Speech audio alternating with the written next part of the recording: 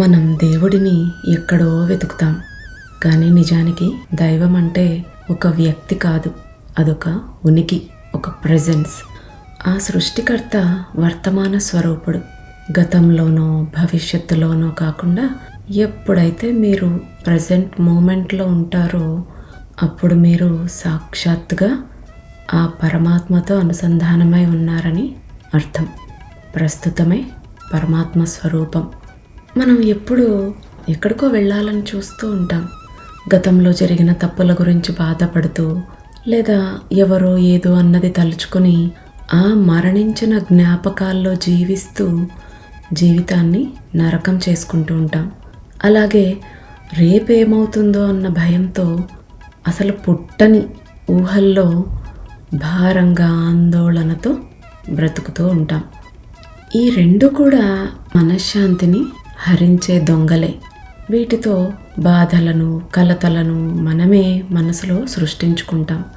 మనస్సు అస్థిరమవుతుంది, శరీరానికి శాంతి దూరం అవుతుంది. కానీ ప్రస్తుతంలో ఉండటం అనేది ఒక రక్షా కవచం. ఈ నిమిషంలో మీకు గతం తాలూకు శిక్షలు లేవు, రేపటి తాలూకు భారాలు లేవు. ఇక్కడ కేవలం శ్వాస ఉంది, స్పృహ ఉంది. వర్తమానంలో నిలవడమే ఆరోగ్యం. అంటే కేవలం శరీరం బాగుండటం కాదు, మనసు ఇక్కడ ఉండటం. ఎప్పుడైతే మీరు పరిగెత్తడం ఆపి ఈ క్షణంలో నిశ్చలంగా నిలబడతారో అప్పుడే మీలో అద్భుతమైన శాంతి ఉదయిస్తుంది. అది ఎక్కడి నుంచో రాదు, మీ లోపల అప్పటికే ఉన్న దైవం పలకరించే మౌనం అది. కాబట్టి జ్ఞాపకాలని, భయాలని పక్కన పెట్టండి, ఈ క్షణాన్ని శ్వాసించండి. ఇదే మానసిక ఆరోగ్యానికి, ప్రశాంతతకు రాజమార్గం. ఎక్కువసేపు మౌనంగా ఉంటూ వర్తమాన క్షణంలో లీనమైనప్పుడు మన గురించి మనకు ఎన్నో ఆశ్చర్యకరమైన విషయాలు అర్థమవుతాయి.